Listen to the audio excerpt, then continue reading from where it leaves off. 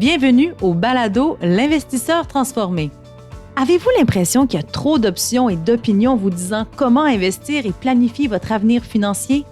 Grâce à son approche simple et directe, l'animateur Ruben Antoine de la firme Toulette Matthews et Associés vous guide à travers la complexité de l'industrie financière.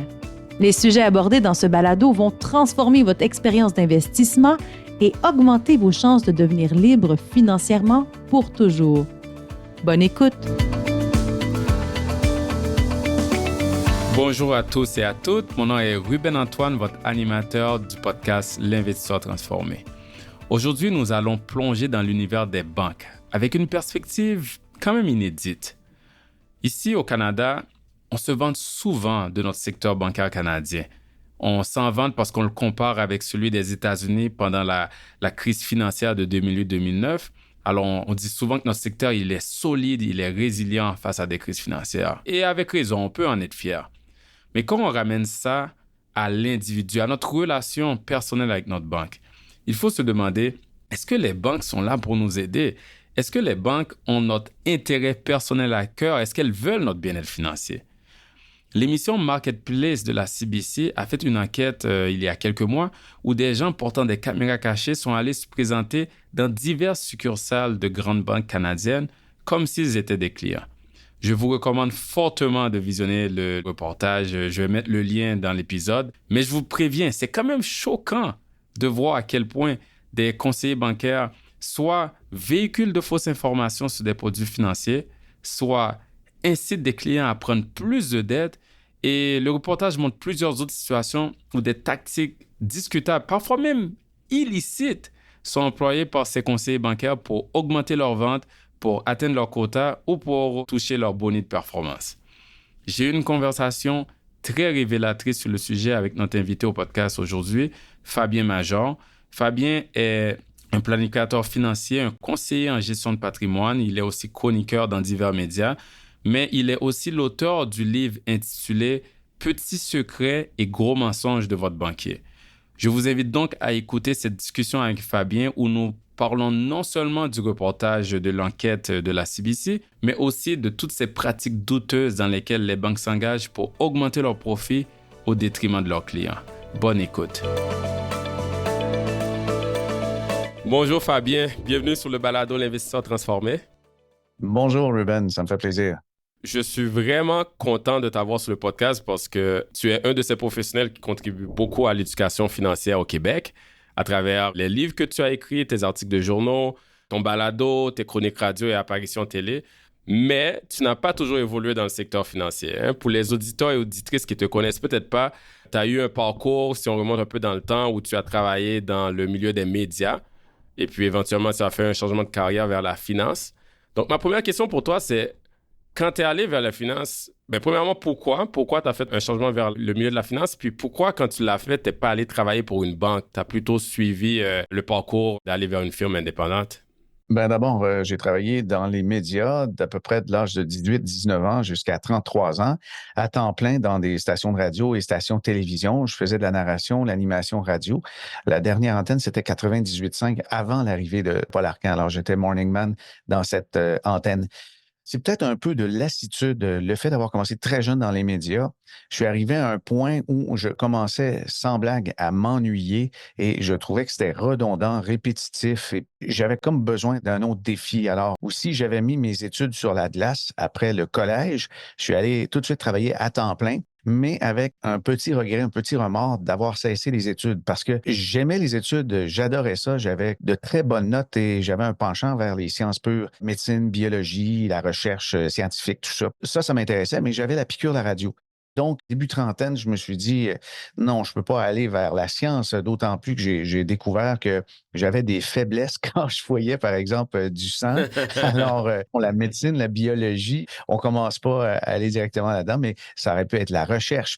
Le côté administratif m'intéressait après de nombreuses pressions de mon père, qui lui était en assurance de personnes et disait qu'il y a une émergence de la demande en ce qui a trait à l'investissement. Tu devrais t'y intéresser. Il a tout simplement acheté un livre qui était le livre de l'Institut des fonds d'investissement pour passer le cours pour devenir conseiller en fonds d'investissement. J'ai ouvert ce livre-là un peu, je te dirais, pour calmer les ardeurs de mon père parce que ça ne m'intéressait pas. Et à ma grande surprise, j'ai commencé à lire et comprendre aussi que la finance est interreliée à la société. L'argent est un peu le sang qui circule dans l'organisme et qui fait que tous les organes qui constituent la société sont alimentés par l'argent qui coule et la liquidité comme ça. Et j'ai eu une espèce de révélation. Cet examen-là, je l'ai passé d'un coup. Alors, j'avais encore certaines capacités, connaissances au niveau de l'éducation, au niveau de l'absorption. Et finalement, en 98, la station pour laquelle je travaillais avait été vendue et le propriétaire changeait le son. Et comme je commençais à être très occupé les soirs, les fins d'après-midi, travailler en plus à la radio le matin faisait en sorte que ça devenait insoutenable. Alors, je me suis un peu lancé dans le vide pour aller vers la finance, mais j'y allais une journée à la fois sans vraiment de projet. Et puis, je suis allé du côté du conseil indépendant, qu'on peut qualifier comme ça, indépendant, tout simplement parce que dans mon entourage proche, c'est ce qu'on privilégiait. Puis aussi, on n'avait pas une espèce de machine à saucisses qui est axée sur la vente à tout prix et l'atteinte de chiffres et une surveillance étroite semaine après semaine de la performance des conseillers. Et j'entendais que des confrères, consoeurs qui travaillaient en institution avaient une obligation de vendre les produits de leur institution. Et ça, vraiment, je n'étais pas capable de... J'avais un côté rebelle qui m'empêchait même de me faire dire comment parler aux gens, quels produits leur vendre à tout prix. Puis, c'était carrément de la vente. Alors, moi, ce qui m'avait attiré dans l'industrie, c'était le conseil. Justement, on parle de toute cette motivation qu'on entend pour des confrères et consoeurs qui travaillent dans les institutions financières, les banques, cette motivation, cette pression, si on peut même dire, à vendre, à faire des ventes croisées. Il y a quelques années, tu as écrit un livre intitulé « Petits secrets et gros mensonges de votre banquier ». C'est un livre vraiment intéressant, justement, que j'ai dévoré d'un seul coup. On y apprend beaucoup sur les dessous du domaine bancaire, sur le fonctionnement de plusieurs produits bancaires que l'on utilise tous, on va le dire, mais que cela avantage avant tout les banques elles-mêmes. On y apprend aussi des faits quand même troublants que le public aurait intérêt à savoir. Qu'est-ce qui t'a motivé à écrire justement ce livre-là? C'est l'information que j'ai ramassée au fil des ans, mais après près de 20 ans dans le domaine financier, je me suis aperçu que le monde bancaire fonctionne vraiment différemment de ce que le public croit. On croit à tort que les banques sont un peu des prolongations d'un organisme gouvernemental et sont là pour rendre service et aider les gens, alors que c'est pas ça du tout.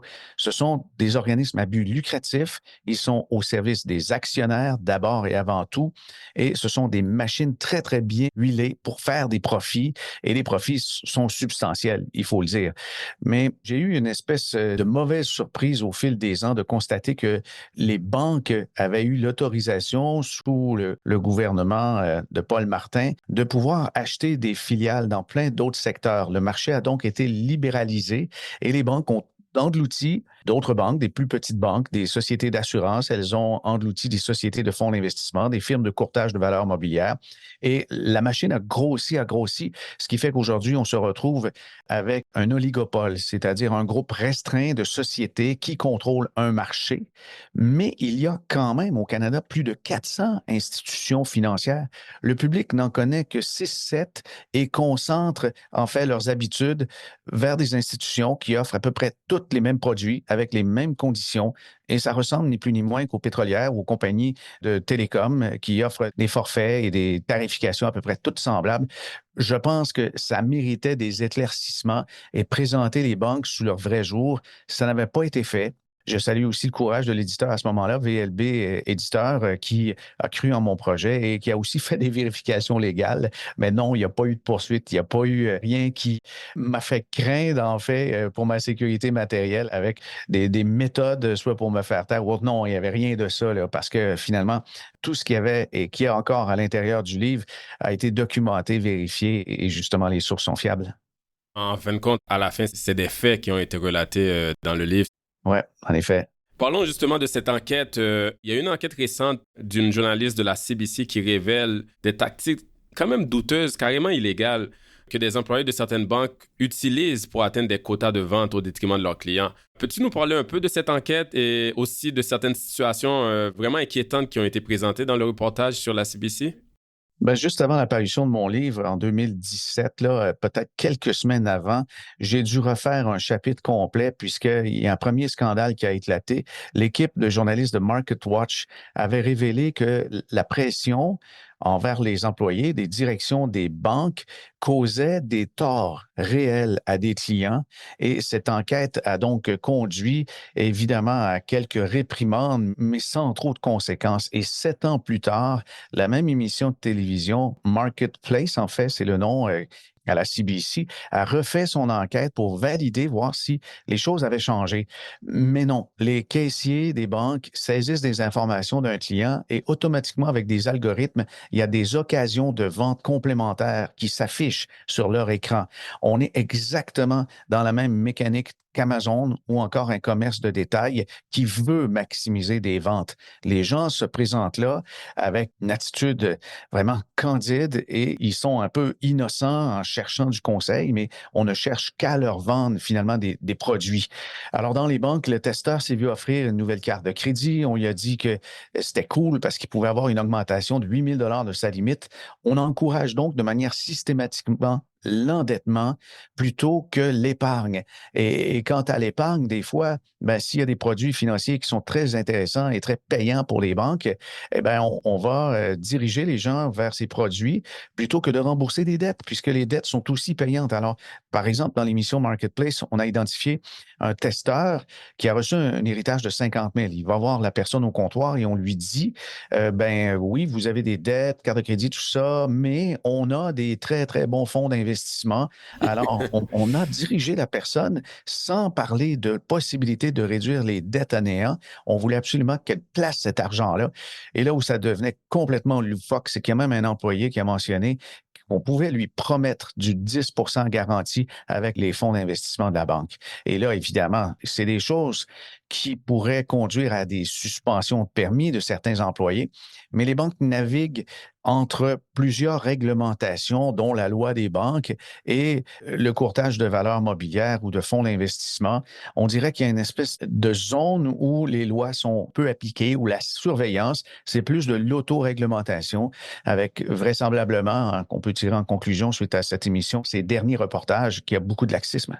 Définitivement. Puis pour les auditeurs et auditrices qui veulent en savoir plus, on va partager un lien pour qu'ils puissent aller voir le reportage complet parce qu'il y a tellement, Fabien, tu viens d'en citer quelques-uns, il y a tellement de situations vraiment qui ont été présentées là que ça nous fait dresser les cheveux sur la tête. Là. C'est à se demander, j'ai une question pour toi, Fabien. Est-ce que tu penses que ces employés de banque-là, dans cet exemple-là, c'est parce qu'ils ne sont pas bien formés, ils n'ont pas essayé de mentir, mais ils ne sont même pas au courant ou est-ce que tu penses qu'intentionnellement, ils disent une information qui est erronée?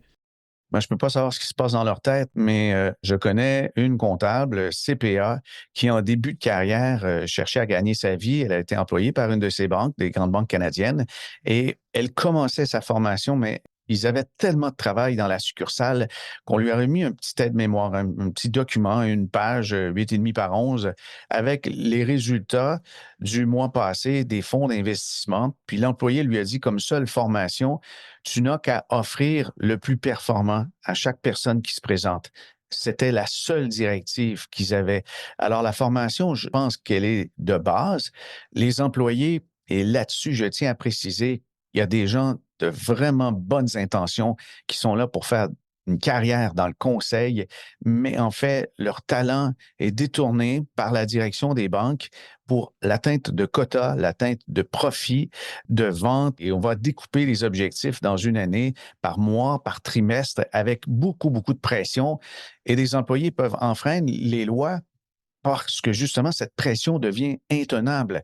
Des gens, des femmes, des hommes qui ne veulent que gagner leur vie et nourrir leur famille sont coincés dans un étau. C'est vraiment pathétique pour eux et définitivement, il y a des choses qui doivent changer. Ah oui, puis il y en a plusieurs justement dans le reportage qui s'expriment à visage couvert, là, un peu comme qu'on voit dans les émissions où quelqu'un doit parler contre un criminel ou un membre de la mafia. Tu sais, ils leur voient échanger visage couvert parce qu'ils veulent pas avoir des implications, des répercussions de leur employeur, mais qui s'expriment que soit qu'ils doivent agir de la sorte pour garder leur emploi, même s'ils se sentent vraiment mal là-dedans, que ça va contre leurs valeurs. Il y en a qui ont même exprimé à un moment donné, ils n'en pouvaient plus, puis ils ont quitté la banque parce qu'ils étaient tannés, en fait, de mentir aux clients. Oui, et ça saute aux yeux lorsqu'on entend ces gens et on entend leur détresse et on comprend pourquoi il y a autant de roulements de personnel dans les succursales bancaires. Exact, c'est un très bon point. Mais l'enquête a révélé beaucoup de ces situations-là. Puis c'était une enquête qui s'est déroulée sur des succursales bancaires situées à Toronto et Vancouver. Fabien, est-ce que selon toi, tu sais, on est au Québec ici, est-ce qu'on devrait s'en inquiéter? Est-ce que c'est différent au Québec selon toi? Non, c'est pas différent. Pas du tout. Marie-Ève Fournier, journaliste de la presse, a pu avoir des témoignages de clients, même d'institutions québécoises, qui vivent la même chose. À partir du moment où on entre des quotas de vente, des cibles et qu'on met de la pression sur des employés, il se produit exactement la même situation, c'est-à-dire des entorses à l'éthique, des entorses parfois légales pour l'atteinte des objectifs. C'est vraiment dommage. Mais une autre particularité québécoise, une de nos très grandes institutions ici au Québec, c'est Desjardins. Et tu le sais que sur papier, Desjardins n'est pas une banque, c'est un regroupement de caisses d'épargne, c'est une coopérative qui n'a pas à maximiser les profits d'actionnaires externes parce qu'il n'y en a pas. Elle doit plutôt maximiser le bénéfice de ses membres qui sont ses clients. Donc, étant donné cette différence entre Desjardins et les banques traditionnelles, est-ce qu'un client de Desjardins est plus protégé selon toi contre de possibles pratiques douteuses comme qu'on vient de lister plus tôt? Je ne sais pas concrètement, mais à lire des reportages, des analyses de journalistes comme Marie-Ève, que je nommais tout à l'heure, elle reçoit des témoignages de clients de Desjardins qui vivent exactement la même chose. Il y a des gens qui travaillent maintenant dans mon équipe qui proviennent de Desjardins et on leur disait aussi, on leur donnait des objectifs de vente de cartes de crédit principalement. Alors, quand on est planificateur financier et qu'on veut servir les gens pour aider l'atteinte de leurs objectifs et de leur retraite et qu'on dit, si tu veux avoir la même paye que le mois précédent, tu dois vendre tant de cartes de crédit, alors que sa formation lui indique de diminuer l'endettement des ménages. Surtout les cartes de crédit. Il y a à ce moment-là une dualité, un paradoxe, et des gens comme ça finissent par lâcher, là. C'est le genre de témoignage que j'entends aussi de clients qui quittent Desjardins pour aller vers des firmes autonomes parce qu'ils n'en peuvent plus, des fois du roulement de personnel, aussi de sentir qu'on les dirige vers des produits. Ouais, définitivement. Puis c'est pas la première fois, Fabien, qu'on entend des nouvelles comme ça dans les médias. En 2016, il y a eu toute la situation très similaire aux États-Unis où on a découvert que des employés de la banque Wells Fargo avaient ouvert des comptes bancaires et des cartes de crédit au nom de 2,1 millions de clients sans leur autorisation, simplement pour toucher des bonis et des quotas de vente. Puis tu l'as mentionné plus tôt, quand tu as écrit ton livre, tu as dû refaire un chapitre au complet parce qu'en 2017, il y avait aussi une situation similaire au Canada, là, comme l'enquête qu'on vient de mentionner. Donc, on le voit là, avec tous ces reportages, ces révélations-là. Ces pratiques-là semblent plus communes qu'on pense. Et maintes et maintes fois, ça a été démontré que les banques n'ont pas nécessairement ou généralement à cœur l'intérêt de leurs clients. Donc, pourquoi les gens restent en grande partie fidèles et loyaux à leur banque, selon toi? Ben, c'est tout simplement une forme de résistance qui provient de la nature humaine. Si on a de nombreux comptes de banque, cartes de crédit, hypothèques avec des pénalités, on a des assurances, tout est concentré. Évidemment, changer d'endroit, c'est très, très lourd, avec en plus, évidemment, tous les prélèvements automatiques dans les comptes de banque. Et ça, je crois qu'il est rébarbatif parce que la durée de loyauté à son institution financière a été calculée et c'est environ 18 ans au Canada. C'est très, très fort. Mais déplacer donc des clients, ils peuvent y aller de façon morcelée parce que qu'est-ce qui est courant dans l'opinion publique, c'est qu'on est obligé de concentrer parfois des services auprès de son institution bancaire pour avoir des meilleures conditions. En fait, il existe aussi un article dans la loi des banques qui empêche la coercition, c'est-à-dire punir un client parce qu'il a d'autres actifs ailleurs ou qui ne répond pas positivement à son offre. Ça, c'est interdit. Ce qui fait que même si on vous présente de manière très, très subtile, en fait, des avantages à ramener les investissements parce que vous avez une hypothèque d'hypothèque dans votre institution, on ne peut pas vous punir, donc augmenter votre taux d'hypothèque parce que vous ne transférez pas vos REER, vos CELI. Mais les banques jouent des fois un peu sur les mots là-dedans et ça concerne encore la pression, les objectifs de vente, les quotas. Et c'est pour ça que des employés vont aussi avoir tendance à vouloir tout rapatrier auprès d'une même institution. Et un peu par paresse ou méconnaissance, les investisseurs, les clients peuvent comme ça embarquer dans le train et ils restent fidèles et loyaux, mais un peu comme quelqu'un qui est maltraité dans sa relation de couple, qui reste là pendant des années. Le confort de ce qu'on connaît est désagréable et parfois plus rassurant que l'inconfort de l'inconnu. Très bien dit. C'est sûr que c'est un très bon point. Là. Il y a un effort administratif. C'est une grande barrière à la sortie, hein, un effort administratif et même cognitif de faire un changement quand on a tant qui est lié avec une seule institution. Tu mentionnais plus tôt, Fabien, qu'il y a beaucoup plus d'institutions financières que juste les 5 ou 6 grandes banques qu'on connaît. Donc, il doit y avoir aussi un manque de connaissances par rapport aux alternatives. Est-ce que ça se peut? Parce qu'on travaille tous les deux dans le monde de firmes indépendantes et puis je sais qu'aux États-Unis, c'est beaucoup plus commun, hein, les firmes de gestion de patrimoine indépendantes. Mais j'ai l'impression que des fois, moi, quand on me demande qu'est-ce que je fais et je dis mon type d'emploi, on me demande tout de suite pour quelle banque. J'ai l'impression que les gens, ils sont pas aussi au courant qu'il y a des options qui existent. Est-ce que tu vois ça aussi dans ton expérience personnelle? Oui, bien sûr. Mais dès qu'une personne a un peu de connaissance, de curiosité et d'actif, on dirait que les oreilles s'ouvrent, les esprits aussi s'ouvrent et on veut en savoir plus, puis on pose des vraies questions qui sont pertinentes à la situation. Mais c'est vrai que la crise 2008-2009 a été très difficile aux États-Unis et ça a transformé complètement le conseil financier. Ce qu'on voit étendu, en fait, pour ceux qui veulent avoir un suivi étroit de leurs actifs, sans quota, sans pression, sans obligation de vente de produits maison, ce sont les RIA, les Registered Independent Advisors. Exact. Ceux-là, ils ont un devoir de fiduciaire, c'est-à-dire de travailler uniquement dans l'intérêt premier de leurs clients. Ce sont eux qui ont la part du gâteau, là. C'est peut-être plus de 70% du marché américain qui est contrôlé par des autonomes indépendants et une petite partie par les grandes institutions. Le modèle est complètement différent. Puis au Canada, on dirait que les chiffres sont inversés. Le public n'a pas été autant touché par les scandales bancaires ou des faillites de banques, ce qui fait que les marchés sont différents, mais on a tout intérêt à se diriger vers des gens qui n'ont pas à subir des pressions et au lieu de faire de la vente, ils offrent vraiment du conseil.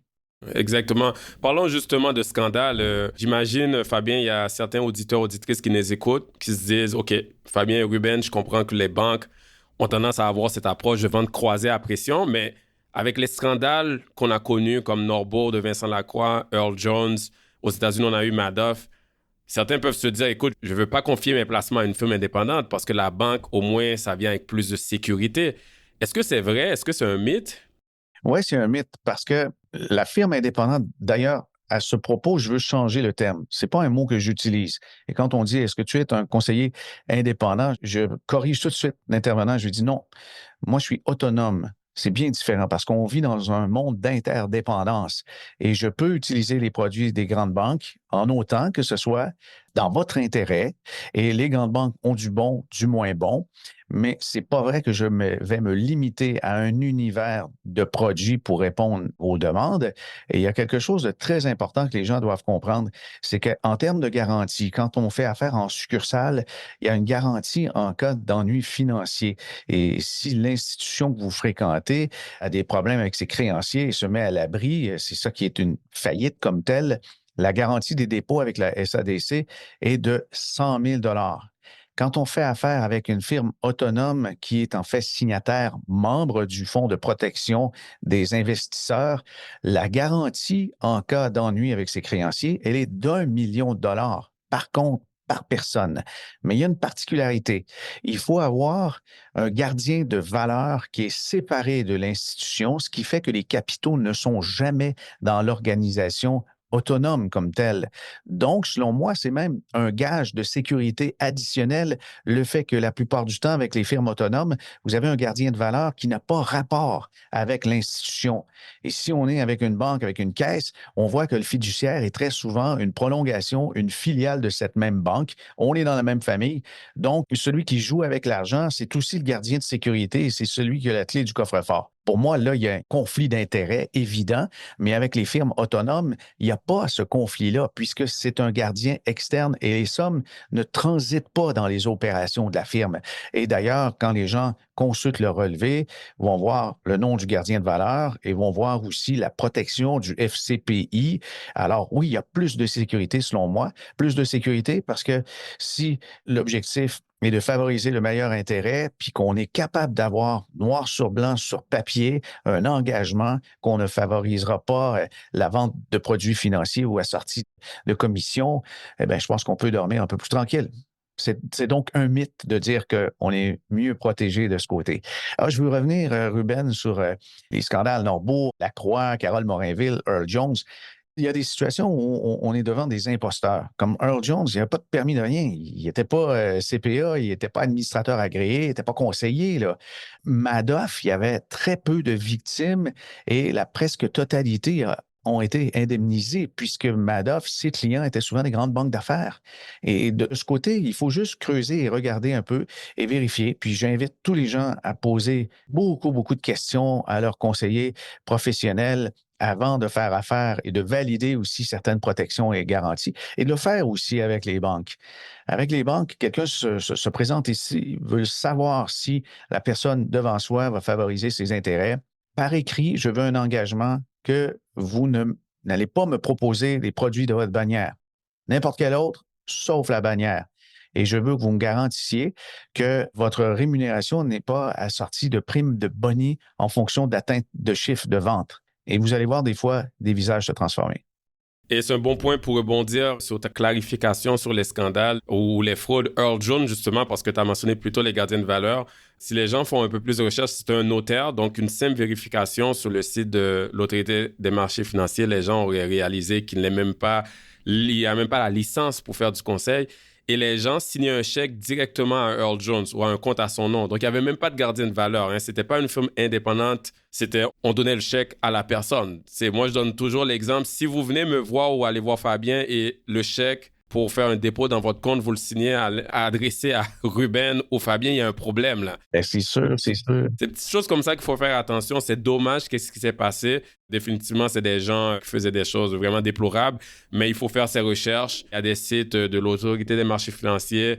Il y a le site de Cedar Plus où on peut voir les personnes ou les firmes qui ont été sanctionnées dans le passé. Et étonnamment, quand on va sur ce site-là, dont je vais mettre le lien dans les notes, quand on tape le nom de plusieurs institutions financières, on va voir plusieurs d'entre elles ont été sanctionnées dans le passé. Earl Jones, la situation qui est arrivée, la RBC a eu des implications par rapport à ça. Donc, il faut faire ses recherches définitivement.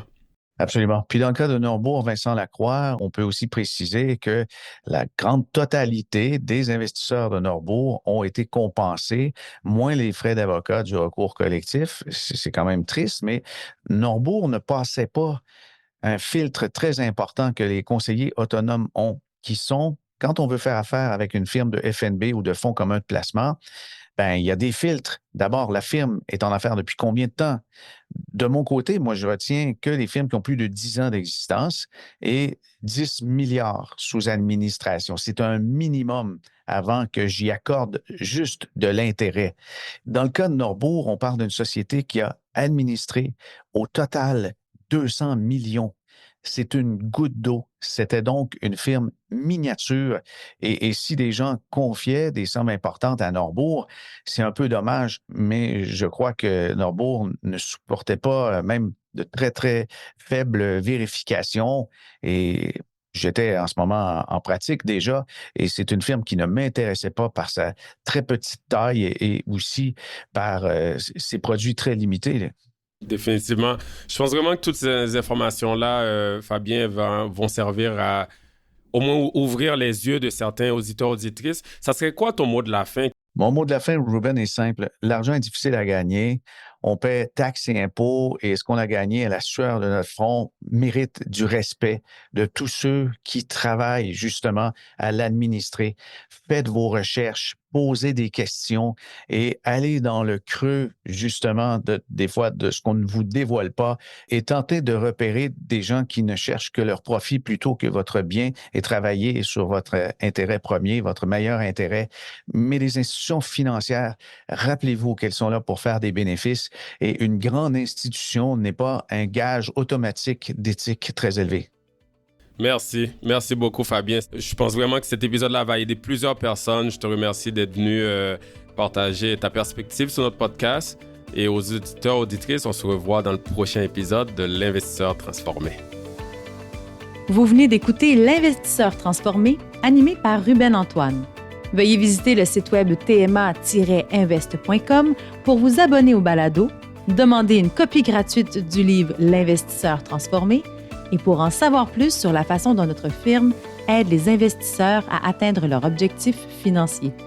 Merci. Les investissements et stratégies financières doivent être évalués en fonction de vos objectifs personnels. Les auditeurs doivent alors effectuer leurs propres recherches et consulter un conseiller dans le domaine avant de prendre des décisions sur leur placement et finances personnelles avec les informations fournies dans ce balado.